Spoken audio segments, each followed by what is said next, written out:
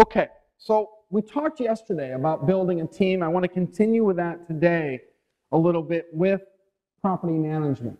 These are some things that, or some team members that I think you should consider having in or working with your property management team. I think it's very important that you consider that. We talked yesterday about a bookkeeper or an accountant.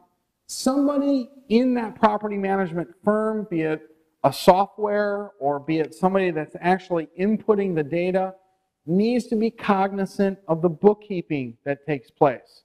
What type of bookkeeping is needed for property management? Well, you're going to be tracking the income that comes in through things like we talked about before, rents, laundry money if you've got a laundry facility there, late fees or application fees, things like that. You're also going to be tracking, and that property manager is going to be tracking things like insurance, taxes, maintenance expenses like supplies and labor, management. All of these things should be tracked and handled by your property manager. It's important that they do this. I think there's a disconnect there. Even though they're managing your property, some people think that they're not responsible for the bookkeeping of it. They are. Now you have to manage that process, and that's why I want you to review that at the very least once a month, but they're going to be responsible for the bookkeeping of that. I would also ask, is there any extra fees with that? Or is that included in my 10% per month management fee, for instance? Number two, an attorney. The reason I put attorney on here, because in some states, when you have a limited liability company that holds the real estate, they require you to do evictions by way of an attorney because you're holding it in an entity. Other states, they do not. Another reason I think it's important to have an attorney on your team or have an attorney associated with your property management firm is if there's any type of lawsuit, you need to have that attorney represent your property management company and or yourself. So I often recommend that. Also with an attorney, that is a good person to review things like your application, things like your lease and the language that you're going to have in there. Some information in a lease may not be appropriate in some states based on rules or laws there. For instance, you've got to do certain things with their security deposit. In some states, they make you put it into an escrow account that gains interest that you pay back to that tenant. Other states don't require you to do a thing with the escrow or the security deposit. So you've really got to find out how that is supposed to be handled in that state. Very important. The maintenance person. Do they have maintenance on staff or do they hire out to a third party? I have found that most property management companies that deal in single-family houses typically hire out the third-party maintenance. Property management companies that do majority of apartment buildings and have single-family houses that they manage as well typically have in-house maintenance people. Whenever you're going to hire that out to a third party, your expenses are going to be higher. So make sure that you keep that in consideration. If that's the case, I want to implement things in my lease that will minimize expenses with that. For instance, one of the things that we'll put in, if I have a single-family house and my property manager is managing, I'll have a statement in there that says all repairs under the amount of $200 will be the responsibility of the tenant. Now that serves as for a couple of different purposes. Number one, it eliminates the frivolous calls for you to come out and do maintenance there. Hey, I've got a light bulb out in the hallway. I need someone to come out and fix that. Number two, I think they take better care of the unit, be it a single-family house or apartment unit, when they have a focus that they've got to manage, $200 and less. They're not going to have a leaky faucet continue to leak if they're responsible for, number one, paying for the water, But number two, if they're responsible for paying that, I think that they're more apt to take care of that quicker. Another thing that I would have in the leasing agreement are things that you really don't think about until there's an issue. The state of Illinois in the city of Chicago had a fire in a rental house. And the fire was blamed on, and unfortunately, knock on wood, this never happens again, but unfortunately, people died in the fire. The fire department blamed it on the fact that there were no batteries in the smoke detectors, or the batteries were dead in the smoke detectors. And there was a lawsuit. The family had sued the owners or the property management company as well. The state of Illinois, based on that lawsuit, came out with a rule, and some other states are taking this, that it's the requirement of the tenant, not the owner, not the property manager, to change batteries in smoke detectors and carbon monoxide detectors.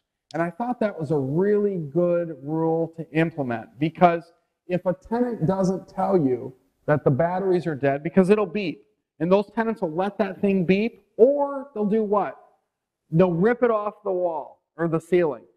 If you don't know that they've done that, how can you ever attack the issue there?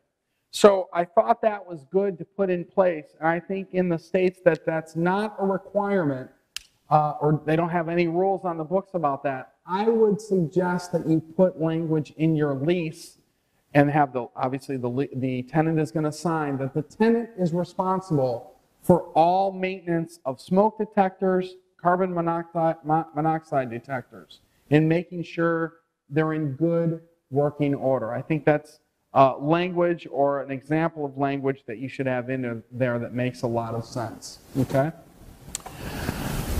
Administrative and leasing agents. Now, these are really property managers. These are the people that actually put tenants in your unit. I want to know, number one, if they're licensed. Number two, are they experienced? Number three, how do they get their prospective tenants? How do they market for that? Are they aware of the fair housing laws? Fair housing laws that we talked about, that you can't discriminate against national origin, creed, race, religion, all of those things, familial status. You need to make sure that they're adhering to that and following rules. Another question that you want to ask, and it leads me to point number 5 here, are they insured? What type of insurance do they carry? Typically, a property management company should be carrying errors and omissions insurance. And you want to make sure that they have a liability protection of over $1 million. That would be a minimum that you'd want to make sure that they carry. I think that's important for you to ask. But while we're on the topic of the insurance agent, I want you to also consider the fact that you need to have insurance coverage for your property. Not errors and omissions insurance, but you're going to need to cover hazard insurance and possibly general liability insurance. If there's a fire or there's a tornado or something along those lines, you're covered against catastrophic loss. We talked a little bit earlier about the importance of reviewing that visit every 6 months. Number one, to make sure you're adequately covered, and number two, to make sure you've got the best price for that coverage that you can get. Remember, we go back to all of these people, attorney, maintenance people, all of these people, they're all negotiable in their fees, or at least they should be. If you don't ask, you don't get. And then finally here, number 6, a commercial / non-commercial real estate agent. I think this should really be part of your property management team, and let me tell you why, from a couple of different reasons. Number one, if I go back to that story of Andrew Carnegie, part of his success was because he had a business. He realized if he controlled another business that he was doing business with, he would be he would be better off. I think the same thing applies here.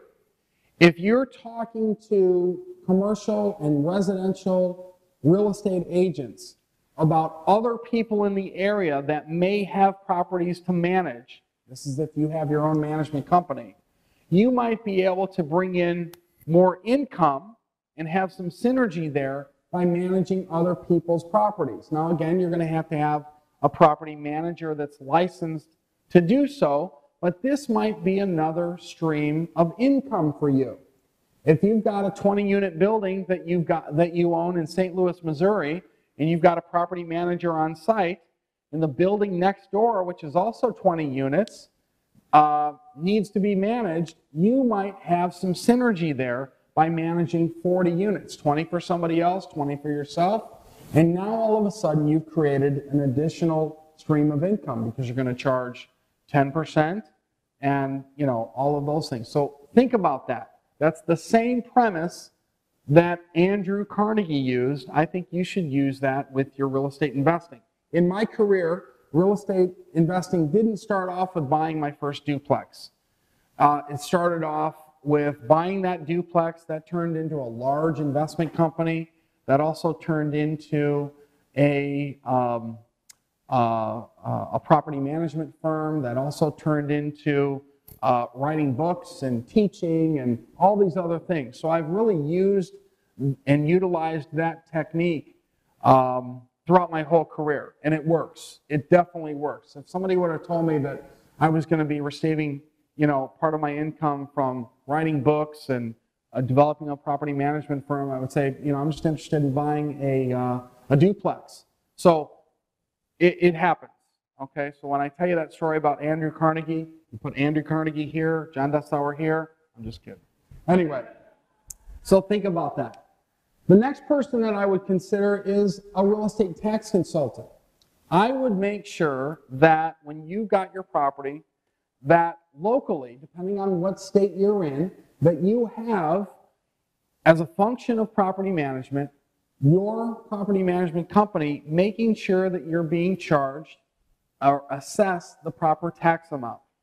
Now, does anybody work for the county, what your county government is there, or the government up there? Okay, we're going to talk about them a little bit here, and in a good fashion, not in a bad way.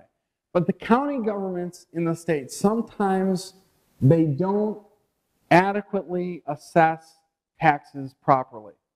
And so the real estate taxes you pay may be higher than what you should be paying. I would make sure there's a system in place in which you are reviewing that on an ongoing basis. I think that's a perfect job as you're looking to manage your properties for that to be done every 6 months. In addition, well, not every 6 months, every year. In addition to some of the other things that you're going to be doing ongoing, like meeting with your insurance agent. That's something that you want to put on your calendar that should pop up. Make sure that you talk with the assessor. Make sure that you're reviewing the fact that your taxes that you're being assessed are proper. You can do that through a real estate tax consultant, or they actually have companies out there that will do that for you. They're a tax consultant that just makes sure that you're not paying too much for your real estate taxes. Bankers and mortgage brokers.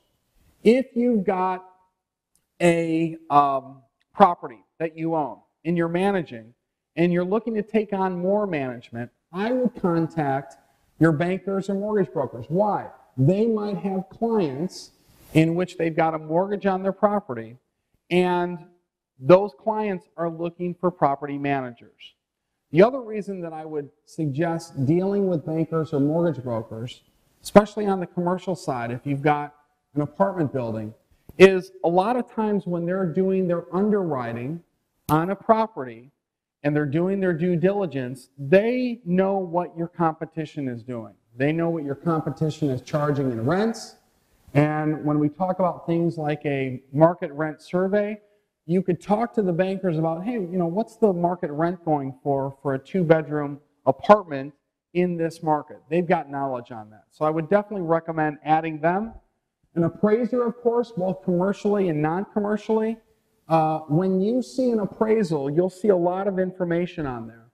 And one of the things that you'll see a lot of times is they'll have a section of comparable sales. They'll also have a section, especially on the commercial side, in which they've done a market rent survey. They will also go through the statistics of what other buildings sold for, what type of rents they're getting, things like that. So they're a very good source of information for you.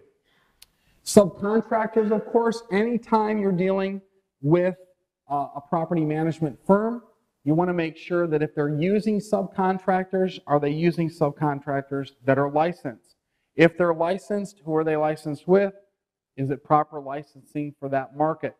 Do they have insurance? And are they adding you as what we call additionally insured on their insurance policy? They should be adding the property manager and you, the owner. Okay, so that's a question that you want to ask. And then finally, the last two things here, I put employees as renters because I think a good property management firm is going to kind of treat those tenants somewhat like employees of a factory. You want to make sure your employees are comfortable, they're taking their requests are being answered in an appropriate fashion. For instance, maintenance requests, and they're being attended to. They've got a good, comfortable, secure place to work. Your tenants need a good, comfortable, secure place to live. So I put them on there. And finally, your spouse and or significant other in some cases here. I think it's important to involve them in your property management decisions. If you're selecting a property management company, make sure that you're talking with your partners on the different companies that you're looking to select, what their skills are, how much they're charging, what they do and do not do. Very important that you do that.